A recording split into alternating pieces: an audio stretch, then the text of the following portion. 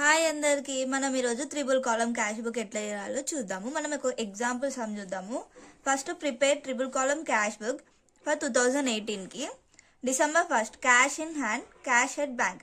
ఈ రెండు కూడా మనకి బ్యాలెన్స్ బ్రాడ్ డౌన్లో వస్తుంది అనమాట.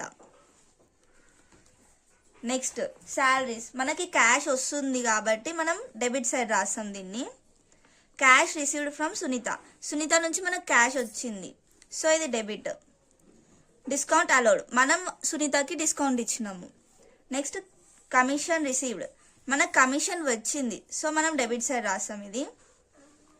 క్యాష్ డిపాజిటెడ్ ఇంటూ బ్యాంక్, మనం క్యాష్ని బ్యాంక్లోకి డిపాజిట్ చేసినాము, సో ఇది కాంట్రా ఎంట్రీ అవుతుంది మనకి.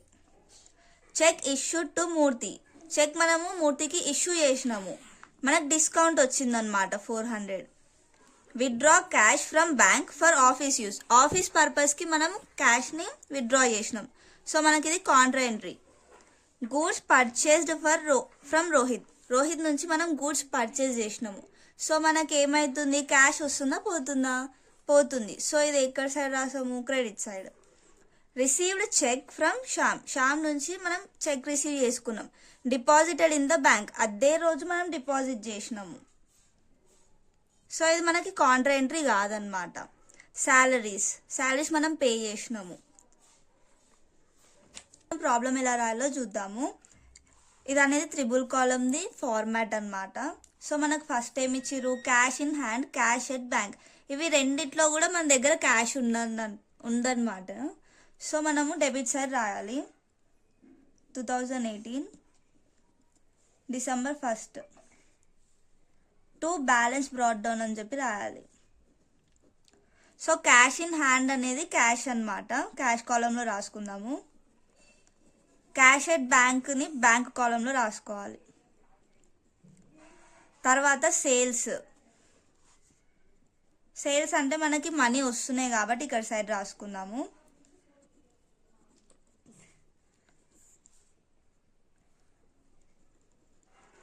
ఇక్కడ మనకి గూగుల్ పే అని చెప్పి కూడా ఏది ఇవ్వలేరు, సో మనకు క్యాష్ అనమాట.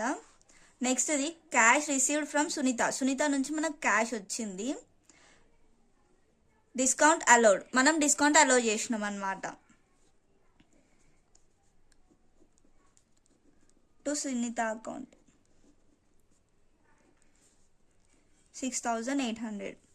డిస్కౌంట్ అలౌడ్ అనేది ఈ కాలంలో రాసుకుందాం. సో మొత్తం కలిపి 7000. నెక్స్ట్ కమిషన్ రిసీవ్డ్, మనకు కమిషన్ వచ్చింది కాబట్టి ఇక్కడ సైడ్ రాసుకోవాలి.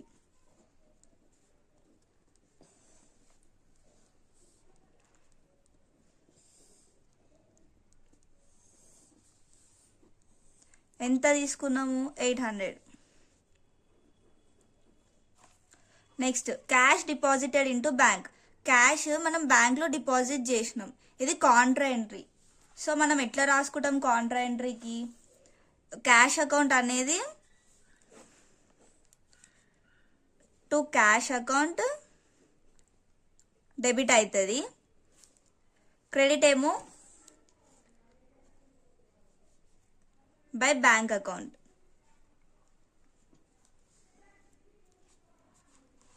ఓకే, డేట్ చూసుకుందాం 10th.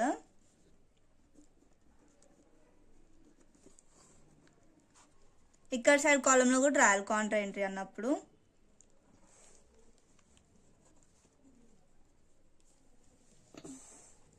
కాంట్రా ఎంట్రీకి ఎప్పుడు కూడా సి అని చెప్పి మెన్షన్ చేసుకోవాలి.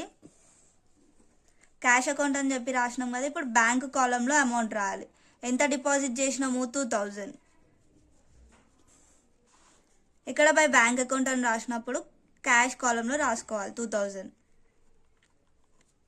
Next 14th cheque issued to Murthy, మనం చెక్ ఇష్యూ చేసినాం మూర్తికి, సో మన దగ్గర ఉన్న మనీ అనేటివి పోతున్నాయి, సో క్రెడిట్ సైడ్ రాసుకోవాలి by Murthy account.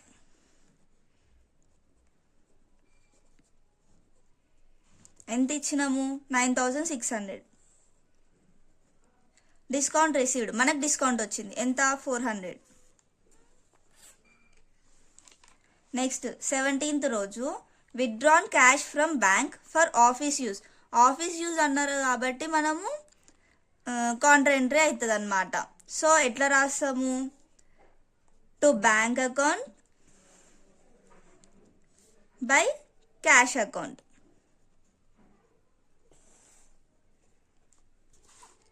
A date? 17th.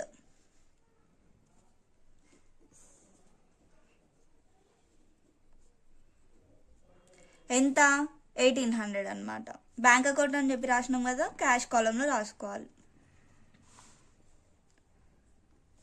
ఇక్కడ by cash account.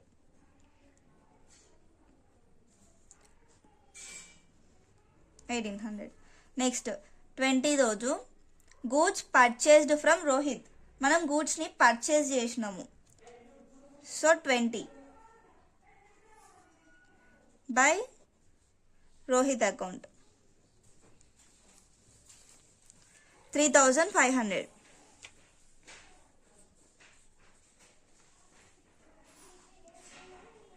Next received cheque from Shyam. Shyam నుంచి మనం చెక్ రిసీవ్ చేసుకున్నాం.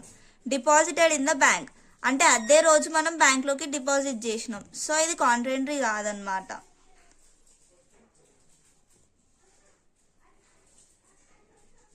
టు శ్యామ్ అకౌంట్ ఎంత? 3800. Next salaries. శాలరీస్ అన్నప్పుడు మన క్యాష్ పోతుంది కాబట్టి క్రెడిట్ సైడ్.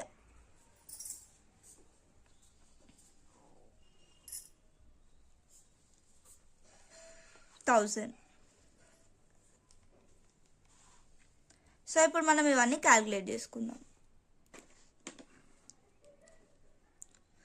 యాక్చువల్గా మనము 14th రోజు చెక్ ఇష్యూడ్ టు మూర్తి అని చెప్పారు. సో మనం బ్యాంక్ కాలంలో రాసుకోవాలన్నమాట. సో ఇప్పుడు మనం క్యాలిక్యులేట్ చేద్దాము. ఇది మొత్తం క్యాలిక్యులేట్ చేస్తే మనకి 23,400 వచ్చింది. మన క్రెడిట్ సైడ్ ఏమో తక్కువ వచ్చింది అనమాట amount, 6,500. So highest amount 2 sides వేసుకోవాలన్నమాట. 23,400. ఇక్కడ కూడా 23,400. ఇక్కడ సైడ్ కౌంట్ చేస్తే మనకి 11,400 వచ్చింది. ఇక్కడ సైడ్ కౌంట్ చేస్తే మాత్రం 13,800. So highest amount 13,800. ఈ discount received 400 as it is వేసుకుందాము. డిస్కౌంట్ అలౌడ్ కూడా. మన హైయెస్ట్ అమౌంట్తోని ఇక్కడ వచ్చిన అమౌంట్ని మనం మైనస్ చేయాలి. మైనస్ చేసినాక వచ్చే అమౌంట్ మనకు ప్రాఫిట్ ఆ లాస్ తెలుస్తుంది. ఇప్పుడు మనకు ప్రాఫిట్ వచ్చింది ఎందుకంటే మన ఎక్స్పెన్సెస్ అనేటివి చాలా లో ఉన్నాయి అన్నమాట. December 31st by balance carried down చేయాలి. సో క్యారీడ్ డౌన్ చేస్తే మనకు వచ్చిన ఆన్సర్ 16,900. బ్యాంక్ కాలం ఏమో 2,400. మనం డిస్కౌంట్ రిసీవ్డ్ డిస్కౌంట్ అలౌడ్ రాయొద్దు అనమాట. సో లాస్ట్కి మనము క్రెడిట్ సైడ్ బ్యాలెన్స్ ఎక్కువ ఉంది కాబట్టి ఇక్కడ బై బ్యాలెన్స్ బ్రాడ్ డౌన్ ఏందో రాసుకోవాలి. Jan 31st రాసుకుందాం ఎందుకంటే నెక్స్ట్ ఇయర్కి వస్తుంది కాబట్టి.